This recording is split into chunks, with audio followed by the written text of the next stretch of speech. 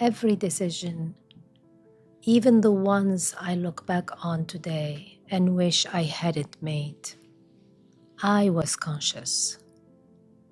I was the one holding the wheel. I knew, on some level, what I was doing. But maybe the wheel itself was not so strong. I remember a time I knew I shouldn't stay on a path with a relationship. I knew it wasn't right for me. And I stayed anyway. There was something in me, call it intuition, telling me not to. But I silenced that voice because there was something bigger pulling me to keep going. I saw the red flags. People I trusted, the closest people in my life, warned me, and I still did it. So where was my free will then? That's what I want to talk to you about today. Not the textbook version. You either have it or don't have it. The real version. The one where you are conscious, you are choosing, and still something in you isn't fully in control. This is the Hela Show. Soul work, relationships, motherhood, untethered conversation. Meaning you are not here to follow a script. We are here to actually think together. Here's what I've learned over 12 years working with families and nervous systems. Watching people try to change, trying to find themselves and find their children.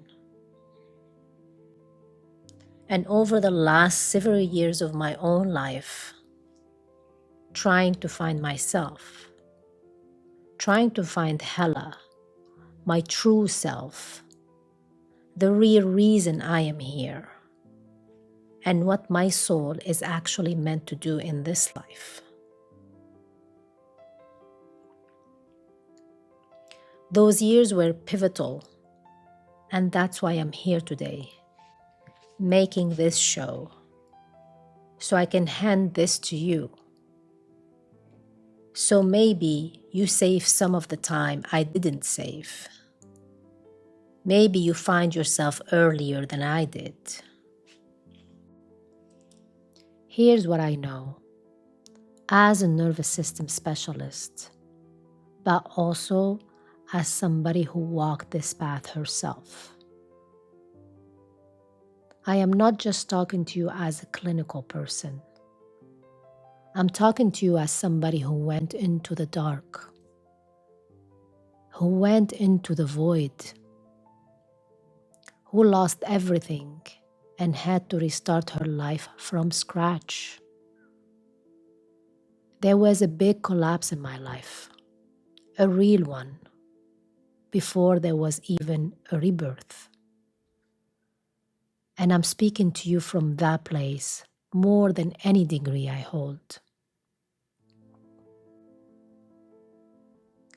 Because it was from that space, not from a textbook, not from a training, that I started seeing patterns in other people that I could never see before. My clinical training, the work of reflex integration I did for years, that gave me the tools. That gives me the hands. But it was my own collapse, my own rebuilding that gave me the understanding underneath the tools. That's what let me see it in someone else's now. I recognize it because I lived it. So when you are in trauma, when you are in fight, flight, or freeze. Something happens that isn't just emotional. It is physical. It's in the body. Your capacity to think clearly, to weigh your option, to access the part of you that plans ahead and consider consequences. That part of you narrows. Sometimes it shuts down almost completely. The part of your brain that slows down, that sees clearly, it goes quiet. It becomes unreachable. Because another part of your brain, the part still processing trauma, wounds, suppression, burnout, that's the part running the show. Your primitive brain is in charge. Your vagal system is in havoc. Your nervous system is in distress. And your body-brain connection is looping. It cannot settle. You are trying your best to calm everything down while the same system is still running the show underneath you. And if that hyperactive state, that monkey mind, never gets confronted deeply, sustainably, you will keep looping.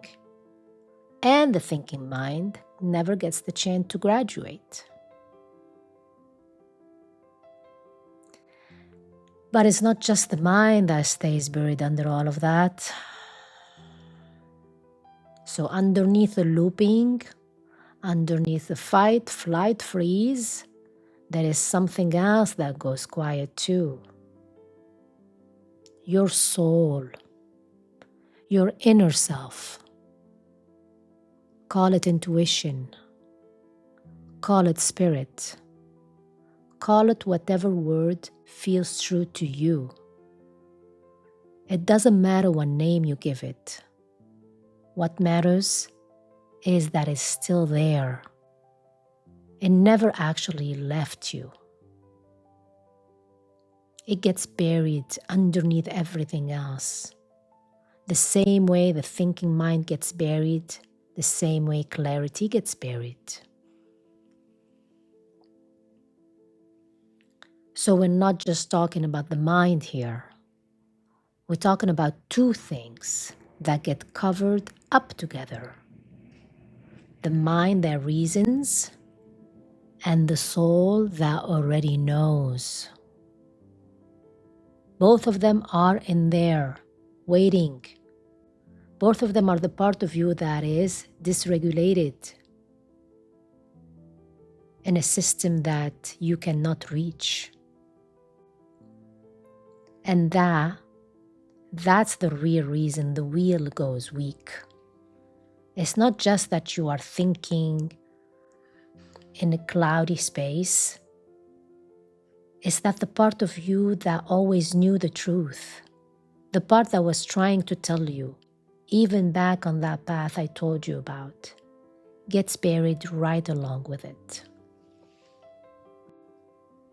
So what does free will really mean to you, to each one of us, on a different path in our own lives? For me, it all starts with awareness. That's the first step without a question.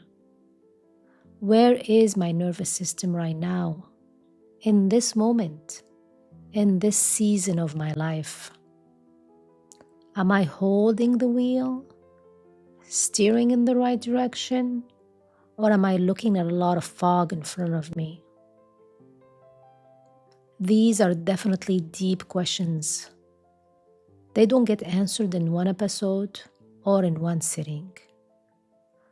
But this opens the door for reflection and maybe for stillness.